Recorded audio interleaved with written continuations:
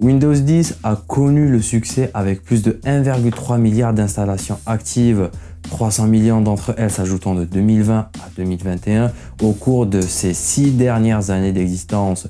De 2015 jusqu'à aujourd'hui, le système d'exploitation est resté assez stable comparé à Windows 8 qui était selon moi une cata.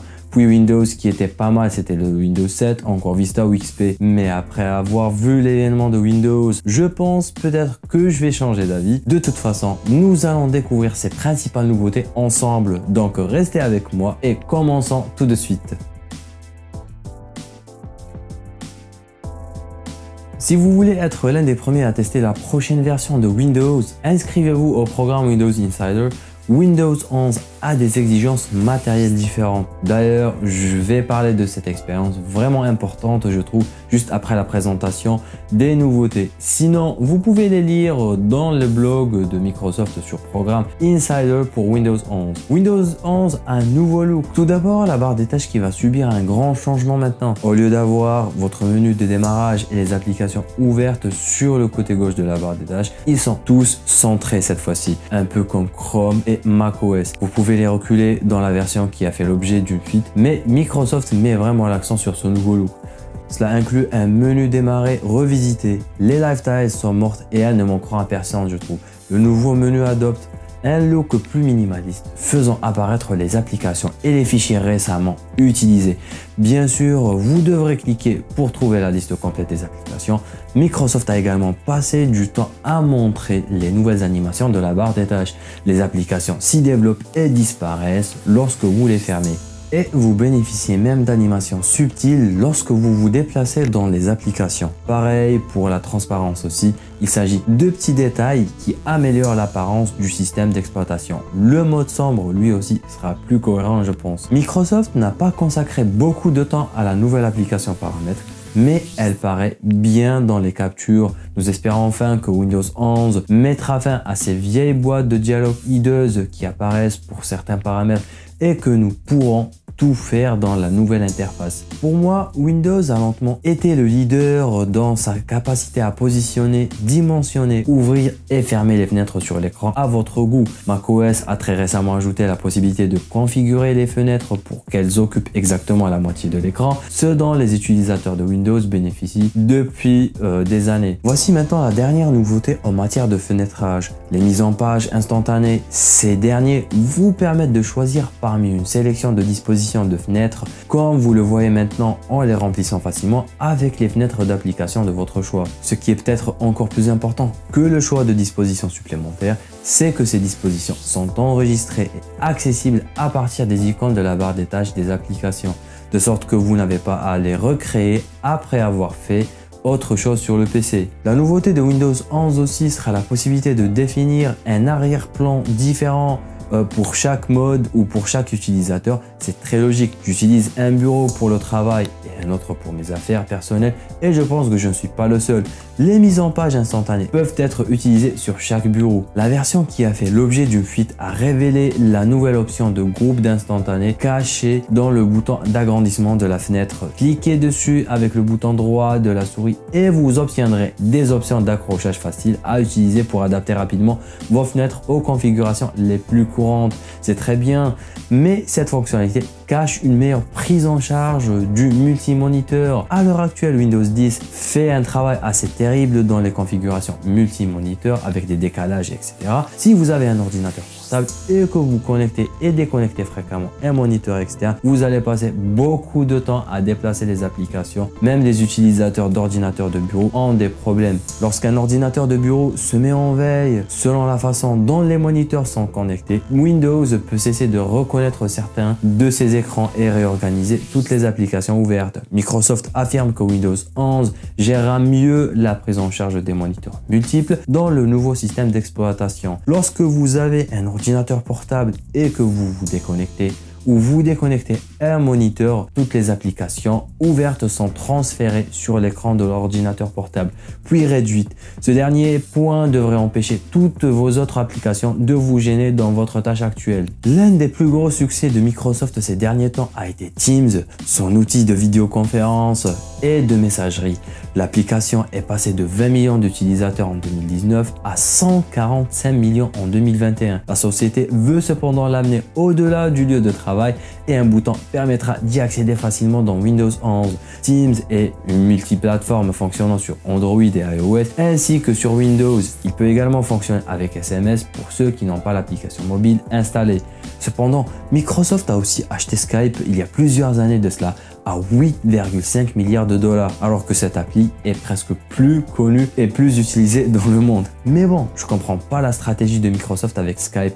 Veut-elle l'enterrer pour laisser Teams prendre la totalité de la part du marché, ou elle a une autre idée ou une stratégie en tête? Suit-elle la stratégie de Apple avec Beats? Si vous avez une réponse ou une réflexion, dites-le moi dans les commentaires, comme ça on dormira moins bête. Les widgets font un retour en force. Apple a récemment renforcé les widgets dans iOS 14 et Microsoft a tenté de faire revenir les widgets de bureau avec les panneaux actualité et intérêt qui est récemment arrivé dans Windows 10. Mais les widgets de Windows 11 vont pousser cette idée un peu plus loin.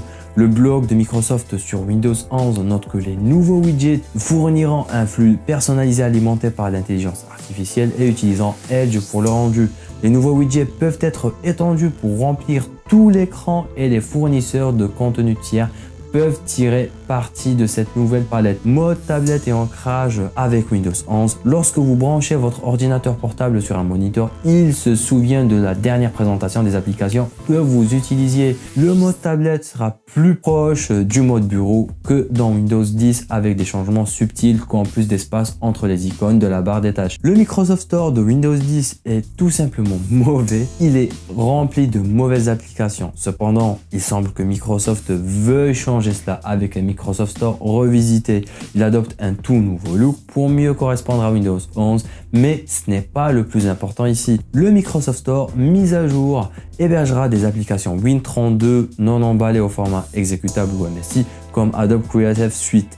Et dans un moment de coup de feu à Apple, Microsoft a annoncé que les développeurs ne sont pas obligés d'utiliser le système commercial de la société. Au contraire, si le développeur dispose déjà d'un système de commerce, il peut continuer à l'utiliser et Microsoft ne prendra aucune part de ce revenu. En effet, les applications sont autorisées à accepter des paiements en dehors des systèmes Microsoft et en plus des applications Win32, Android arrive dans la boutique Microsoft. En quelque sorte, malheureusement, il ne s'agit pas d'applications provenant directement de la boutique Google Play.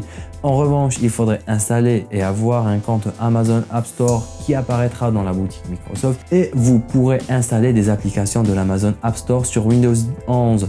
Microsoft a même montré l'application Android TikTok fonctionnant sur Windows 11. Certes, ça nous économisera non seulement le temps, mais l'espace et la rapidité d'exécution comparé aux émulateurs Android que nous devions installer, puis avoir un compte et puis télécharger l'application et ce n'était pas sûr si elle était complètement fonctionnelle ou compatible. Mais là, avec Amazon App Store, c'est presque pareil, sauf que je reste un peu enthousiaste concernant l'efficacité d'utilisation. De plus, je ne sais pas encore si ça va être payant ou gratuit. Windows est fait pour les gamers. Vous pourrez exécuter les jeux Xbox Game Pass et Xbox Cloud Gaming extraits directement de la Xbox Series X qui sera prise en charge dans l'application Xbox sur Windows 11. Mais en termes de performance et de qualité visuelle, la mise à jour ajoutera également Direct Storage et Auto HDR et Xbox Velocity Architecture. Le premier accélère le chargement des jeux depuis le stockage vers la carte graphique en contournant le CPU et en évitant l'enlissement. Le second produit une qualité d'image beaucoup plus riche avec plus de gamme de couleurs et de profondeur. Donc si vous disposez du bon SSD, les jeux devraient se charger plus rapidement que jamais. Vous avez déjà un PC sous Windows 10? Alors, à vous la bonne nouvelle, la mise à niveau ou la mise à jour vers Windows 11 sera gratuite, Mais si la plupart des exigences sont assez faibles, une exigence particulière pourrait bloquer de nombreux utilisateurs.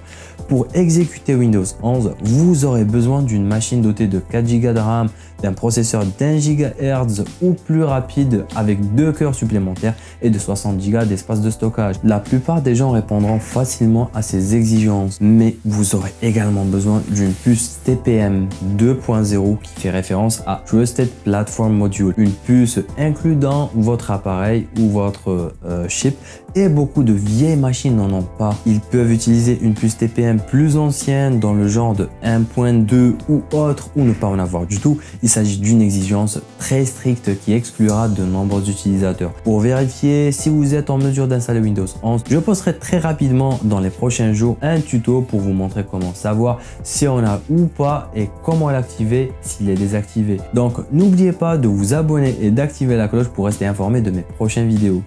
Revenons aux exigences, il doit également s'agir d'une machine à 64 bits, ce qui désole les anciens ordinateurs de bureau et tablettes à 32 bits. Si vous n'êtes pas sûr, Microsoft a déjà publié un outil pour vérifier votre machine. Quant à la date de sortie, Windows 11 sortira à l'automne et les premières versions arriveront la semaine prochaine normalement. Voilà, j'ai fait le tour normalement. J'espère que la vidéo vous a été utile et j'attends vos questions, vos réponses et vos commentaires pour discuter sur le Windows 11, s'il est top ou flop. Sur ce, je vous dis, faites le bon choix avec Smart Choice. Peace.